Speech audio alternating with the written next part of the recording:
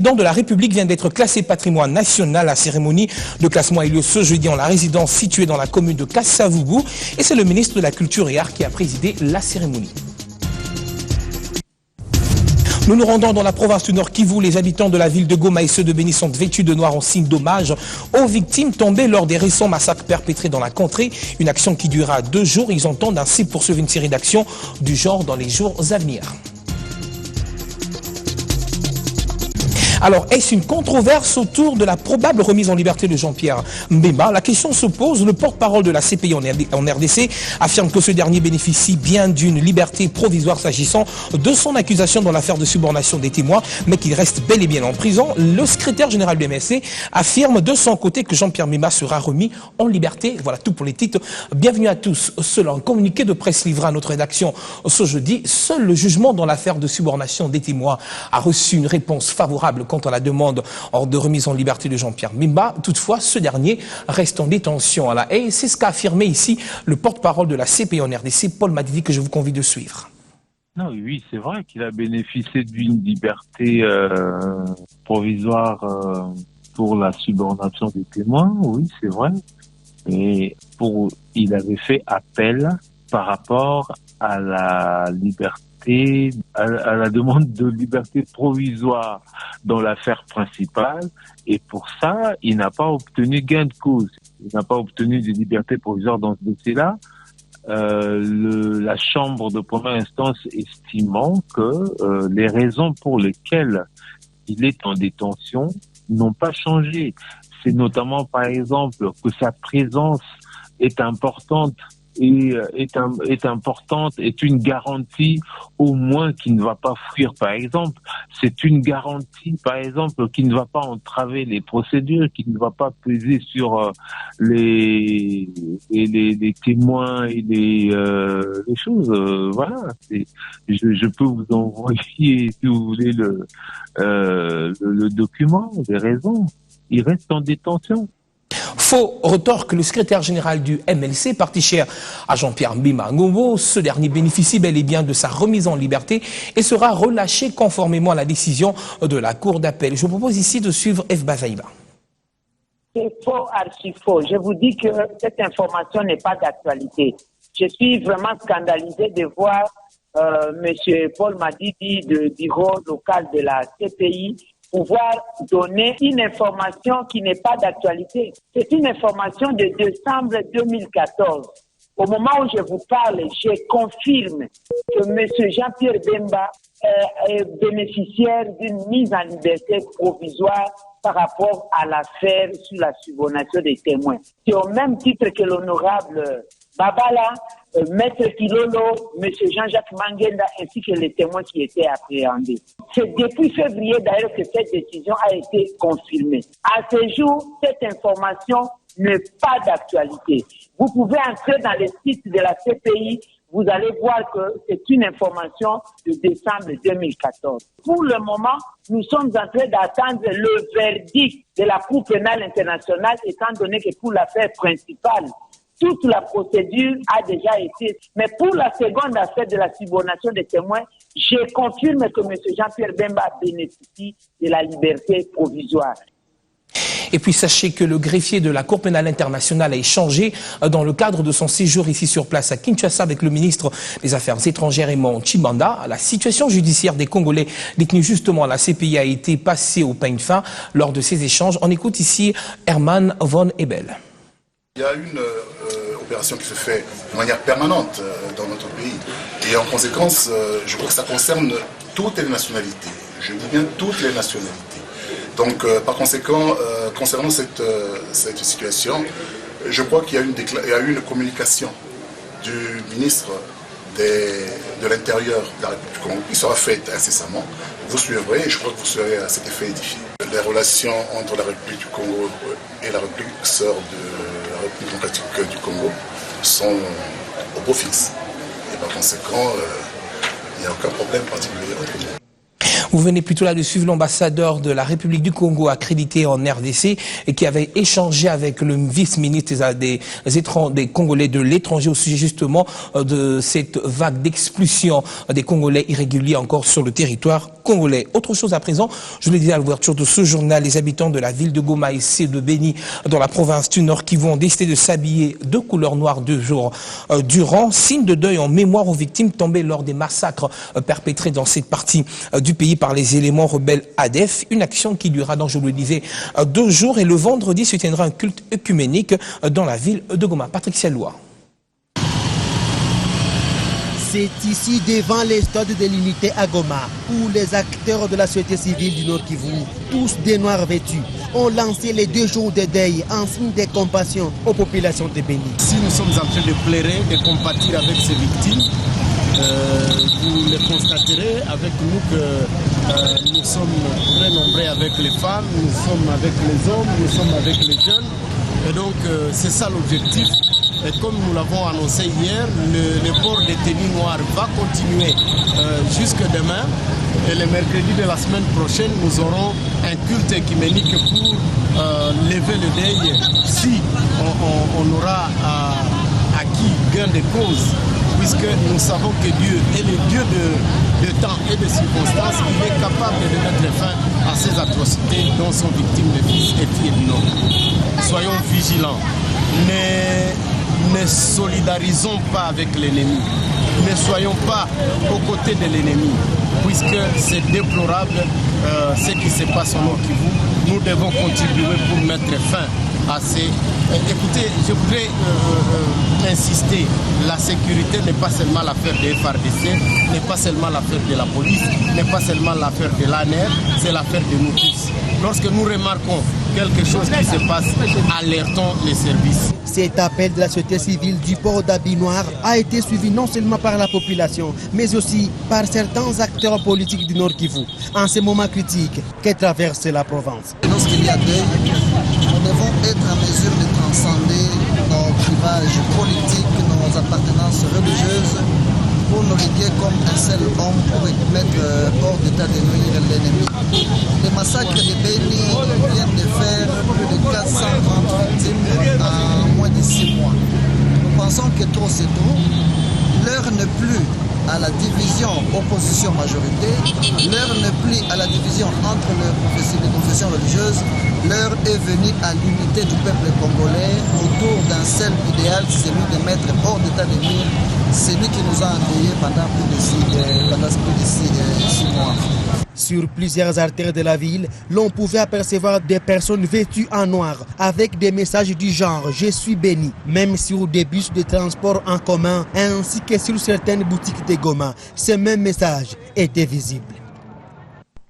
Alors, action similaire, je vous le disais, c'est un deuil de 2 jours qu'observent les habitants de la contrée. Ils entendent par la suite poursuivre des séries d'actions pour manifester leur indignation quant à tous ces crimes perpétrés et demander également, par la même occasion, aux autorités congolaises d'assurer davantage leur sécurité. Depuis Beni, notre permanent dans la région, Erika Smouissi.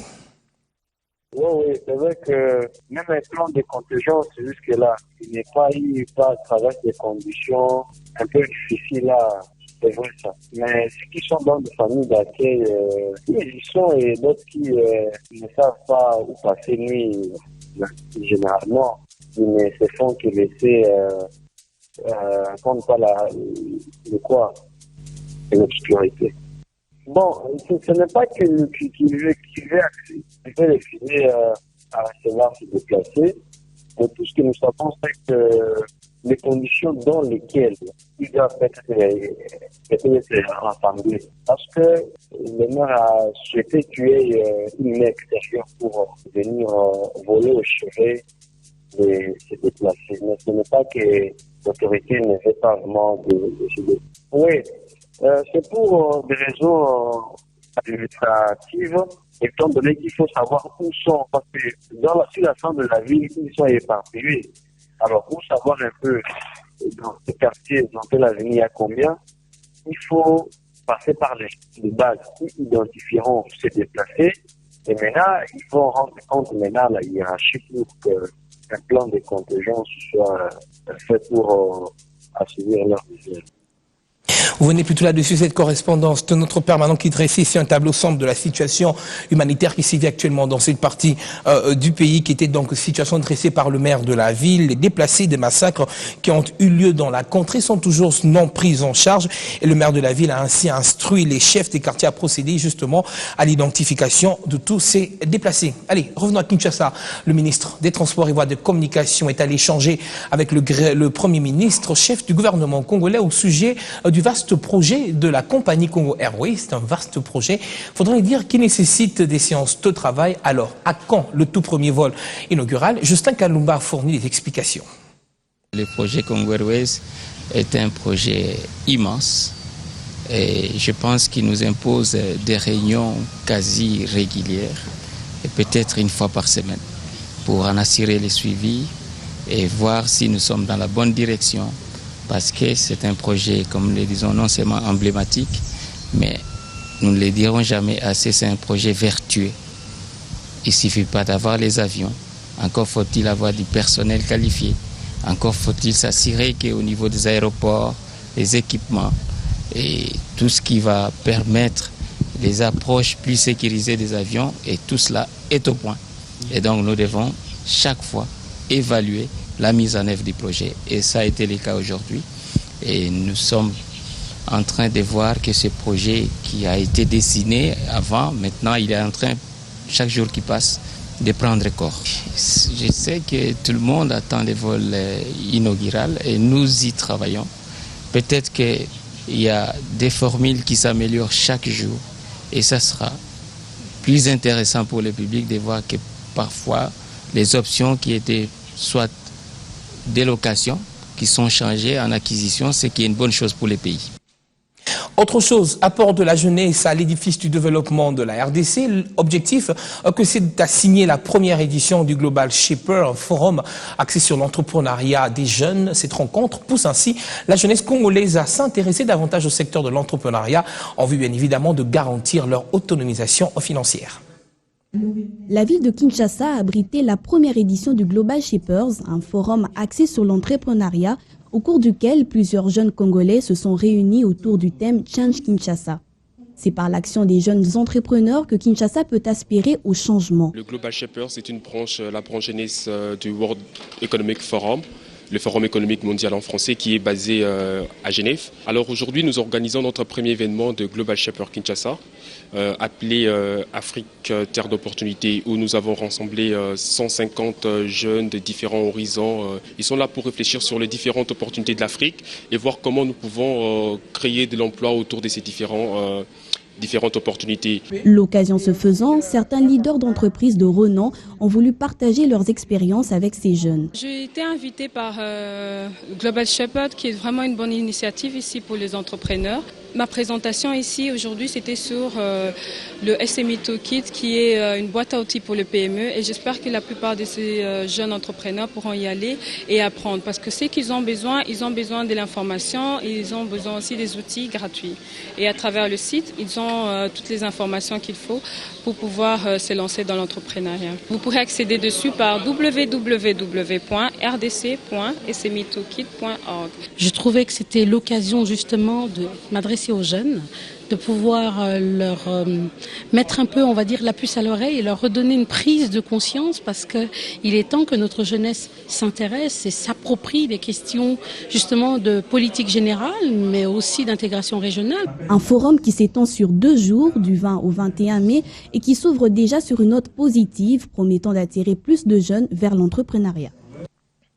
Pour mesurer l'impact des financements sur la performance dans le secteur de la santé, le ministère de la Santé, en partenariat avec le Médecins d'Afrique, avec l'appui technique et financier de la Banque mondiale, ont lancé une enquête préliminaire dans le but d'avoir des données fiables pour tester les outils de l'enquête proprement dite.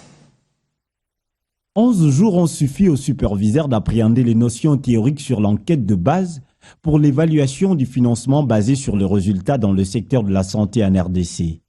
Les théories désormais mises en pratique en vue de l'enquête qui aura lieu du 14 juin au 14 novembre dans les provinces du Bandundu, de l'Équateur, du Maniema et du Katanga. Il a paru opportun de nationaliser, je veux d'étendre le PBF au niveau de tout le pays. Parce que le PBF, là où il a été mis en place, on peut citer le Sud Kivu, le Nord Kivu, est devenu un élément fondamental, un maillon essentiel de la réforme du système de santé, même du financement du système de santé. Cette enquête s'articulera sur la maîtrise et la collecte des données sur les tablettes électroniques, aussi maîtriser la gestion des données collectées par le superviseur. Une enquête préliminaire qui s'est effectuée au bout de 7 formations sanitaires dans plusieurs ménages et dans 2 zones de santé de la commune de Lantélé et celui du quartier Kingasani. Nous mettons un accent particulier sur cette enquête parce qu'avec les données fiables, il sera très très intéressant de détailler et d'apprécier l'impact exact du financement basé sur les résultats pour l'amélioration du système socio-sanitaire et même pour la population bénéficiaire des soins. Un projet du ministère de la Santé publique en partenariat avec le Médecins d'Afrique avec l'appui technique et financier de la Banque mondiale. Et si on parle des femmes, c'est tout de suite dans l'invité du journal.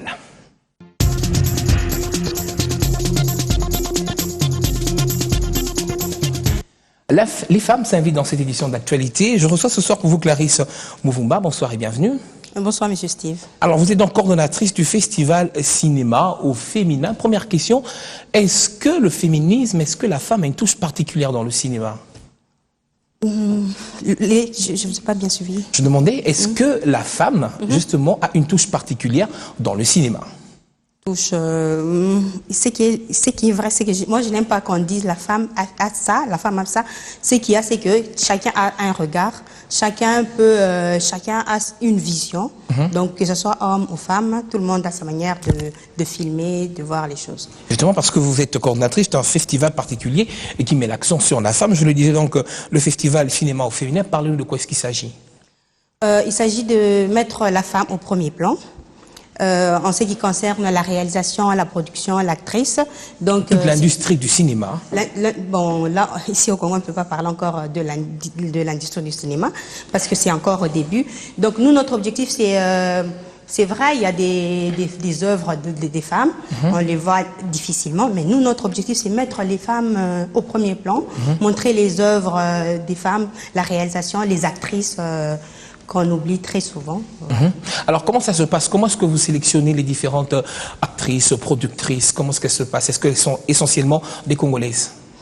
L'année passée, c'était 100% congolais. Et cette année, c'est un peu tout le monde. Donc, comment ils sont sélectionnés? Donc, on fait l'appel à candidature. Les gens envoient leurs films, que ce soit homme ou femme. Mais ça doit être le sujet qui traite d'abord de la femme. Si c'est un homme qui a réalisé. Et là, si le film il répond à la qualité, et là, on sélectionne, donc on invite la réalisatrice ou l'actrice pour venir présenter l'œuvre. Ce sont des échanges entre acteurs, actrices. Comment ça se passe concrètement durant... il faudra le dire, ce sera donc du 2 au 6 juin. Concrètement, comment cela se passe-t-il durant cette période?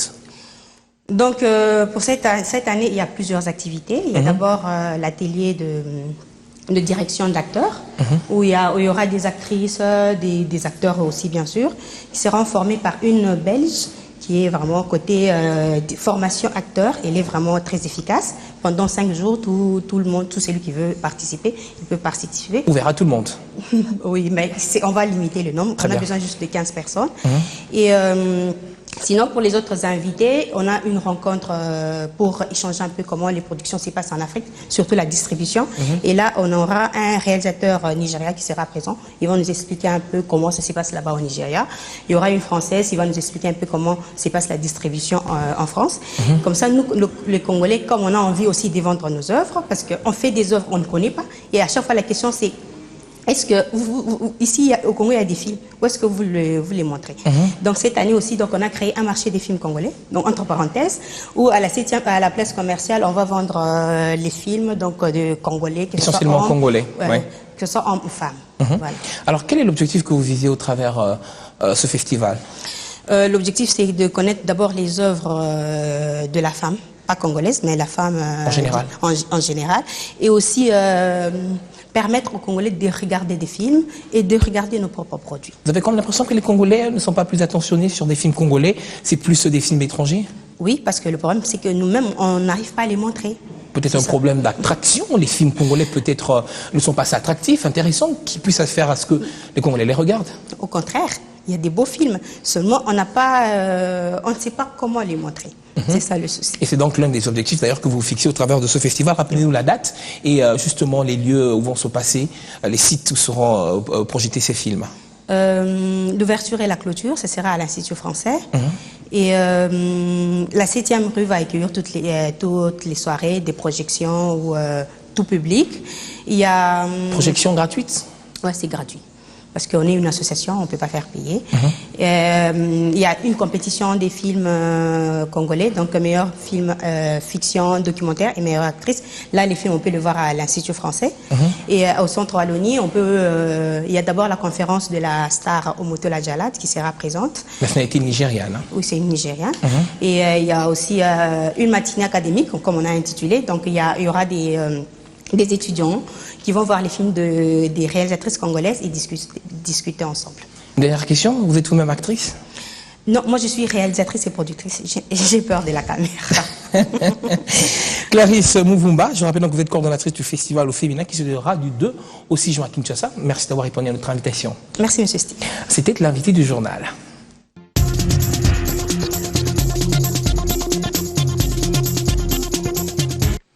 Je voulais annoncer à l'ouverture de ce journal la résidence du tout premier président de la République démocratique du Congo, désormais un lieu ouvert au grand public. Il vient d'être classé au rang de patrimoine national, ceci après le travail abattu, il faudra le dire, par la commission de classement des biens nationaux, et la cérémonie a donc eu lieu ce jeudi en présence du ministre de la Culture et Arts. Je proclame solennellement la résidence privée du premier président de la République comme bien culturel classé au patrimoine culturel national. C'est fait. Acte de concrétisation. La résidence du tout premier président de la RDC fait désormais partie du patrimoine national. Cet espace est donc désormais ouvert au grand public qui pourra entrer en contact direct où Joseph Kasavubu vécu ces derniers jours. Les gens peuvent déjà visiter ces lieux, ce lieu de mémoire. Évidemment, ce qui sera intéressant, comme on l'a vu là, on vous a montré certains biens qui appartenaient déjà au président de la République, notamment sa tenue de gala, sa tenue officielle, le sabre, etc. Eh bien, à mon avis, c'est un espace qui va être valorisé et pour que ça soit véritablement un lieu de mémoire. Un honneur ainsi pour toute sa famille biologique, mais aussi pour la nation tout entière. Plutôt lui qui est honoré. Dans sa tombe, j'espère qu'il va se retourner plusieurs fois parce qu'avec la nouvelle politique que prend le président de la République, Joseph Kabange, tout est en marche pour que le président Kasavubu monte toujours plus haut. La série des classements des biens au rang des patrimoines nationaux continue. Après la résidence Kasavubu, d'autres sites à Kinshasa et en province seront également classés patrimoine national. Voilà, ne manquez pas d'y faire un tour. Fin de cette édition d'actualité. Prochain rendez-vous à 23h30.